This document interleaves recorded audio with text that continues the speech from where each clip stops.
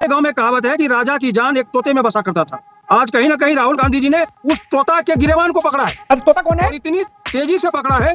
इस देश के इतिहास में बहुत सारे बदसूरत पन्ने भी हैं। जब डॉक्टर बाबा साहब अंबेडकर चुनाव लड़े तो उनको हराने के लिए 74,000 से ज्यादा वोट खारिज कर दिए गए ताकि भीमराव अंबेडकर हार जाएं। रामपुर से पहली बार मौलाना अब्दुल कलाम आजाद कैसे जीते, मुझे बताने की जरूरत है। वो हार गए थे, फिर 20,000 से कैसे जीते सब जग जानता है, सब जगह उपलब्ध है साक्ष्य। राहुल जी ने इससे पहले मुन्ना भाई कहा था चौकीदार चोर है, सुप्रीम कोर्ट में उस पर उन्होंने खेद जताया। राफेल में रुपया लिया गया, सुप्रीम कोर्ट में खेद जताया। सावरकर पर सुप्रीम कोर्ट में खेद जताया। सारे मोदी चोर है, इस पर कोर्ट में खेद जताया, माफी मांगी। ये तो सच है, ये तो व्हाट्सएप यूनिवर्सिटी नहीं है, ये तो लिखित पढ़त में है। उन्होंने 4 प्रयोग किए, चारों में माफी मांगी। अरविंद केजरीवाल के साथ भी यही समस्या थी। उन्होंने जितने लोगों के खिलाफ अंट शंट बोला, उन्होंने जब उनके खिलाफ मुकदमा किया मानहानि का, तो वो चुपचाप जाते थे अदालत में और दस्तखत करके चिट्ठी दे देते थे माफी की। और बाहर जब निकले तो मुंह छेंक ली, बोले हमसे बड़ा कौन, और अदालत में माफी मांग रहे। आप सही बोल रहे हैं।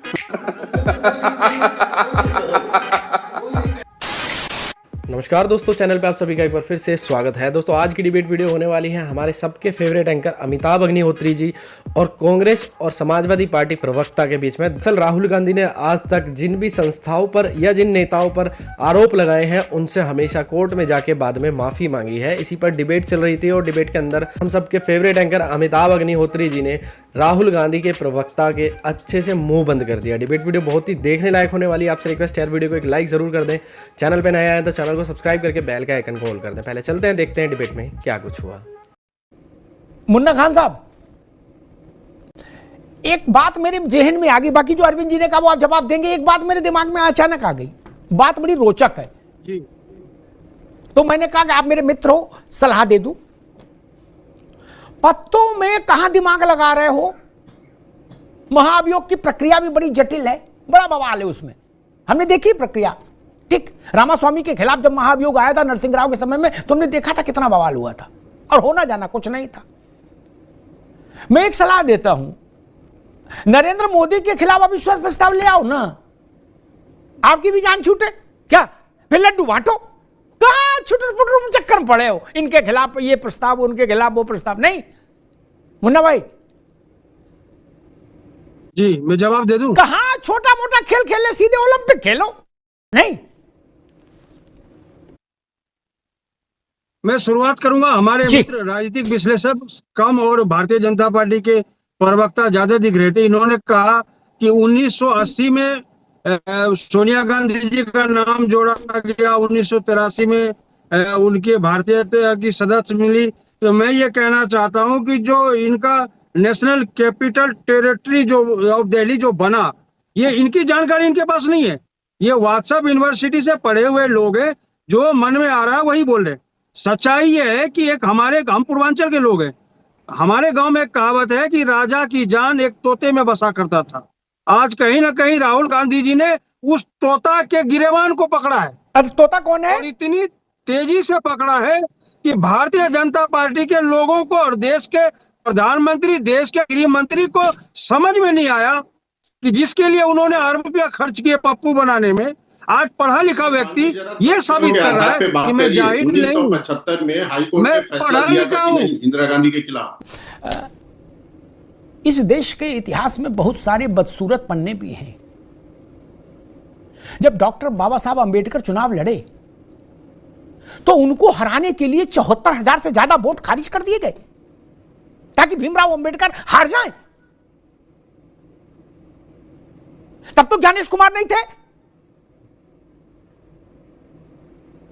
रामपुर से पहली बार मौलाना अब्दुल कलाम आजाद कैसे जीते, मुझे बताने की जरूरत है। वो हार गए थे, फिर 20,000 से कैसे जीते सब जग जानता है, सब जगह उपलब्ध है साक्ष्य। मैंने 2 बड़े चेहरों की बात कही, बाकी छोटे को तो छोड़ ही दो। डॉक्टर अंबेडकर से बड़ा कौन चेहरा होगा? और बाद में अंबेडकर मेरे ख्याल से शायद पहले व्यक्ति होंगे, ये भी जानकारी कम लोगों को होगी, जिन्होंने 18 पन्नों की याचिका चुनाव आयोग को भेजी थी उस घपले घोटाले के खिलाफ। कुछ नहीं हुआ। इस बहस में इसीलिए मैं कहना मत पड़िए। मैंने कहा आपकी लड़ाई राजनीतिक है तो फिर नरेंद्र मोदी की सरकार के खिलाफ अविश्वास प्रस्ताव लाइए, दाएं बाएं से कुछ हासिल नहीं होगा। ना तो विपक्ष चुनाव आयोग अपना अलग से बना सकता है और सत्ता पक्ष का अलग और विपक्ष का, ऐसा तो संभव नहीं। ऐसा भी नहीं हो सकता कि कांग्रेस की लिस्ट अलग, भाजपा की अलग, सपा की अलग, ऐसा भी संभव नहीं। ये एक कार्यकर्ताओं की लिस्ट नहीं है, ये तो एक ही वोटर लिस्ट होगी देश में। फिर क्या होगा? मान लीजिए खूब चिल्ला लिए, अभी मुन्ना भाई ने कहा कि तोते की गर्दन ऐसी दबा दी है नस, ठीक है, दबा ली नस। बिहार में चुनाव होगा तो इसी ना वोटर लिस्ट से होगा, आप नस दबाए रहो, बैठे रहो, चाहे बस के ऊपर बैठो चाहे बस के नीचे बैठो, नस दबाए रहो तोते की। उससे क्या होगा? वोट होगा तो इसी वोटर लिस्ट से होगा ना, कि आप खड़गे जी कोई साइन करके नई वोटर लिस्ट बना देंगे यार। इलेक्शन कमीशन ने तो समाजवादी पार्टी के राष्ट्रीय अध्यक्ष को अमिताभ जी नोटिस जारी किया, वो आपको ही पता है, और हम लोगों ने उस नोटिस का जवाब दिया, 18,000 शपथ पत्र दिया उन मतदाताओं का जो 2019 के लोकसभा चुनाव में वोट दिए थे और 2022 में उनका नाम कट गया। लेकिन बड़े दुर्भाग्य है, आज तक इलेक्शन कमीशन ने एक भी एफिडेविट की नोटिस नहीं लिया, सबकी पावती हम लोगों के पास है, एक भी कार्रवाई नहीं हुआ। यहां तक एक बीएलओ के खिलाफ भी एक्शन अगर लिया होता है इलेक्शन कमीशन तो हमें कहते, डंडे की चोट पे कहते, आपके सामने कहते कि इलेक्शन कमीशन निष्पक्ष। अगर आप शपथ पत्र के बाद भी कार्रवाई नहीं होगी तो सवाल इलेक्शन कमीशन पे उठेगा।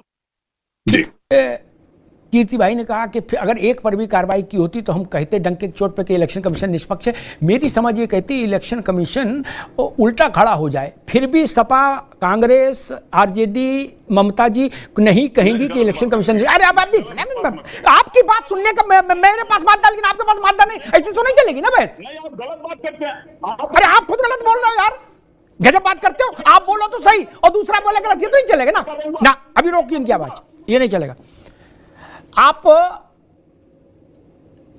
18,000 शपथ पत्र दिए, ठीक बात, 18,000 शपथ पत्र पर कोई कार्रवाई नहीं हुई।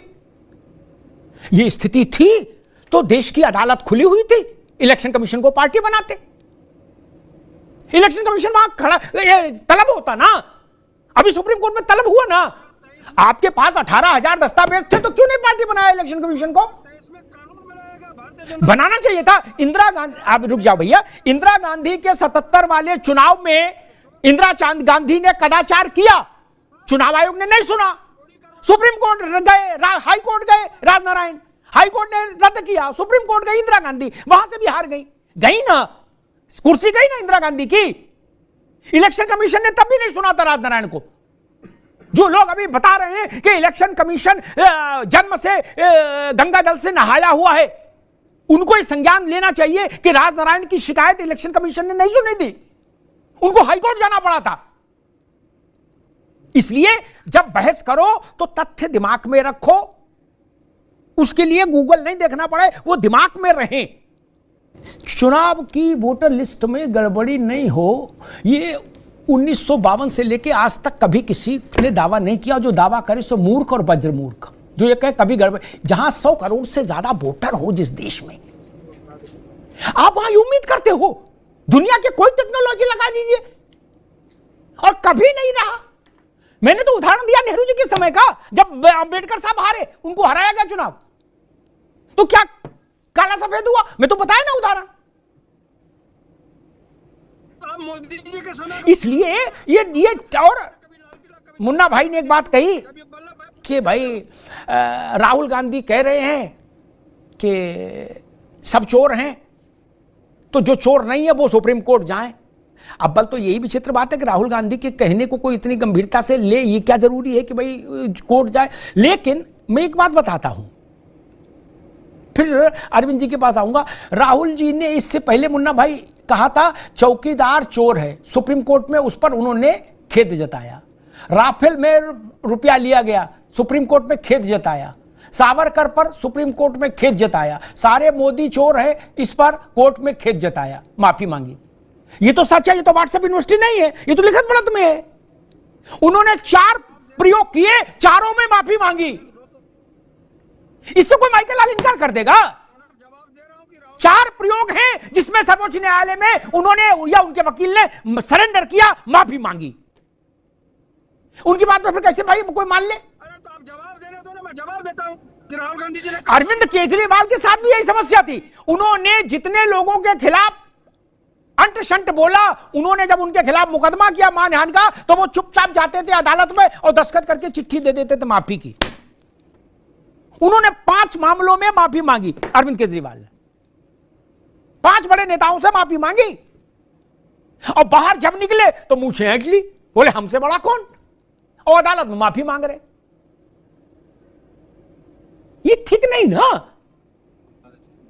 आपने कहा गांधी की हत्या में आरएसएस का हाथ था, माफी मांगी कि नहीं मांगी? या तो सिद्ध कर देते, मांगी ना माफी।